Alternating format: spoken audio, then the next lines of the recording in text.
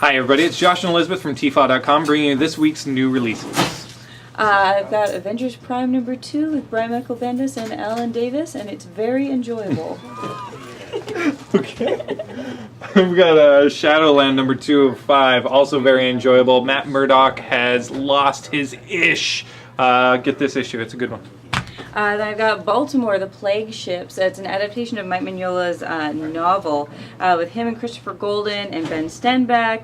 It's very much in the vein of Mike Mignola's other stuff, just this old school, sort of fanciful, old world story, vampire hunters, demons, witches, the usual, but very nice.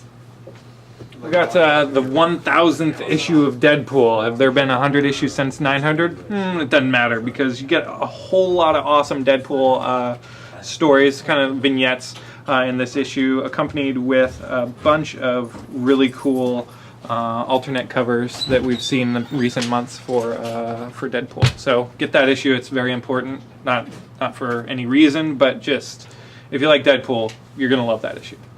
Cool, and I've got Casanova #2 by Matt Fraction and Gabriel Ba.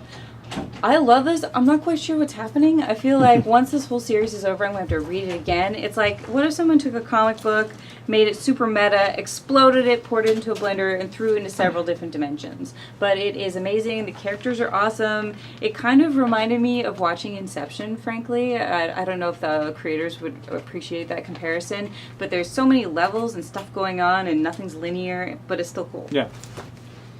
Brightest Day #7 hit the stands this week, and it is incredible. Boston Brand has some stuff going on, and we finally get a pretty big payoff in this issue, so I recommend that you pick that one up. Great place for new readers to start, 7. And now we've got Chapter 2 of One Moment in Time. It's Amazing Spider-Man 369. I was really upset when they erased their marriage, and I still think it's crappy, but yeah. I feel like they are kind of re-knitting the Amazing Spider-Man history in a meaningful way. Unfortunately, the way they're doing it so well, it makes me think it's going to be permanent. They got Paola Rivera doing kind of the recap. This is them kind of MJ and Spidey talking about how it went wrong. And basically, she got left at the altar through no fault of Spidey, but it comes up with a revelation from her that feels totally organic as to why they will never get married. Sorry, Spidey. Sorry. I've got Shield #3. Isaac Newton. There's some pretty big stuff with him in this issue. It features just a bunch of the world's past, geniuses from the Earth's past, and how they brought down this World Eater. I don't know if you've heard of him, but that gives us a lot more info on what's happening in the series. So I like that issue. Then I got Spitfire #1, part of the Women of Marvel. This is a character from Captain Britain M13, a lady who became a superhero, who became a vampire, who had a blood infusion from the original Human Torch, then was an old lady, and then was somehow transported back into being a teenager, and now she's the girlfriend of Blade.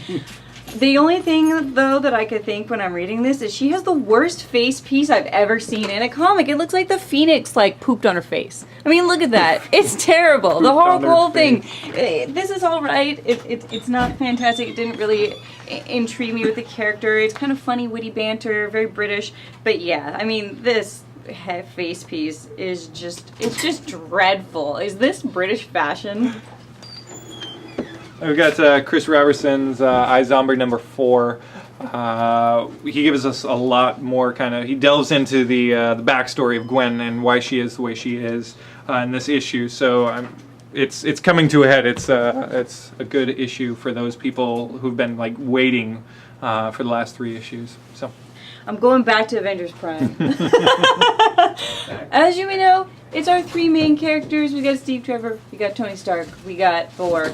They're somewhere Asgardian-ish. It's amazing. It's really good. They get split up. I love it. It's rebuilding it. And the final thing I've got is Cinderella from Fabletown with Love. Collects the 6-issue miniseries, also by Chris Robertson of iZombie.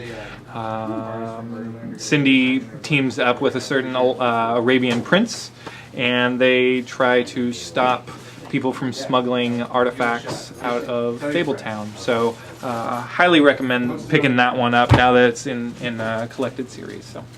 Cool. Well, if you're watching this on our site, you can click the Arriving This Week button to see all of this, or on YouTube, there'll be a link to that page right under this video. But thank you. Bye.